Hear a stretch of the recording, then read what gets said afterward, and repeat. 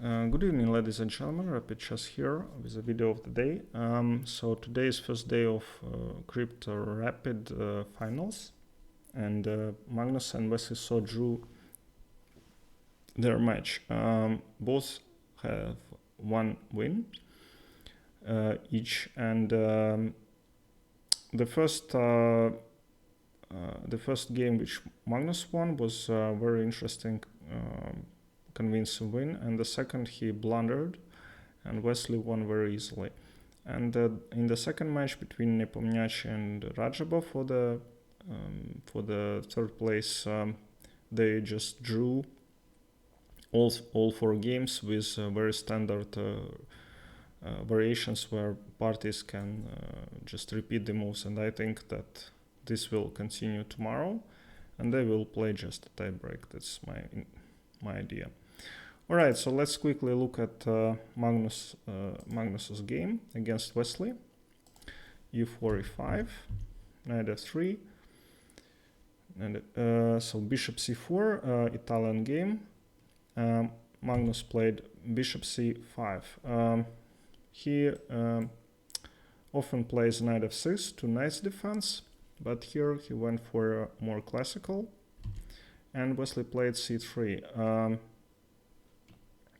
This is aiming for d4, just supporting the center.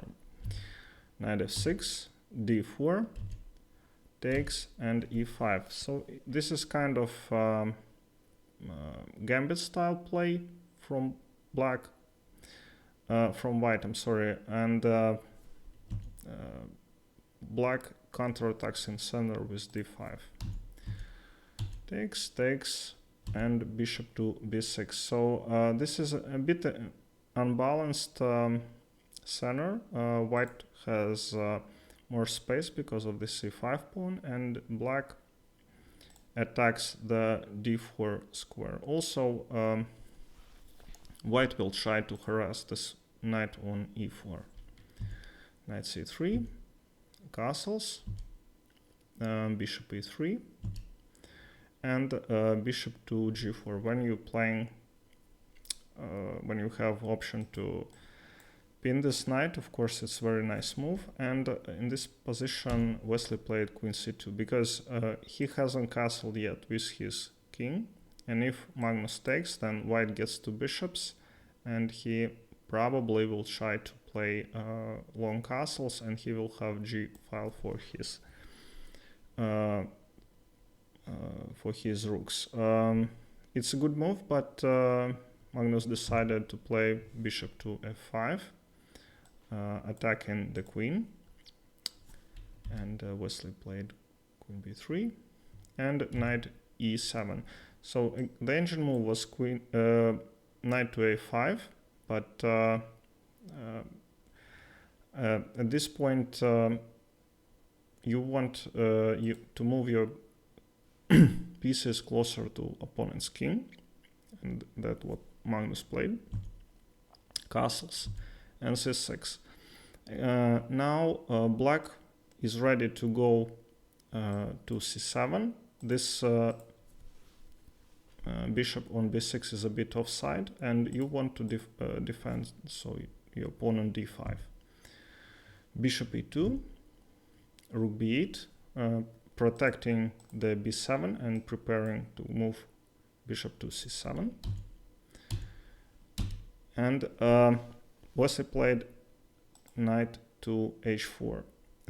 He wants to attack this bishop on f5, and probably at some point play f3, because this knight here doesn't have the g5 square, because now it's blocked with the knight.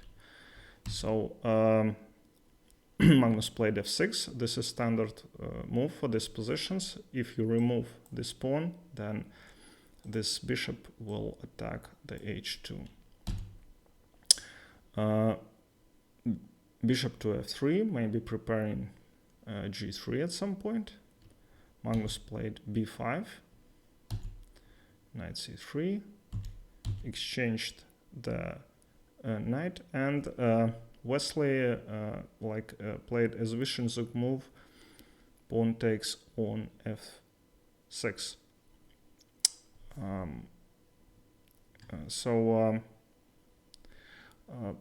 The best move here for black was queen to d6, forcing the g3, but Magnus played other move, bishop to e4. So let's see what happened next. Attacking, threatening mate, g3, takes, and bishop to f4. If you take the knight on f3, then it's rook f6, and you don't want to risk with bishop to f4, because rook will take it, and you cannot defend very weak king. So Wesley played the bishop f4. Magnus took on f6, b7, bishop f4, and queen f7.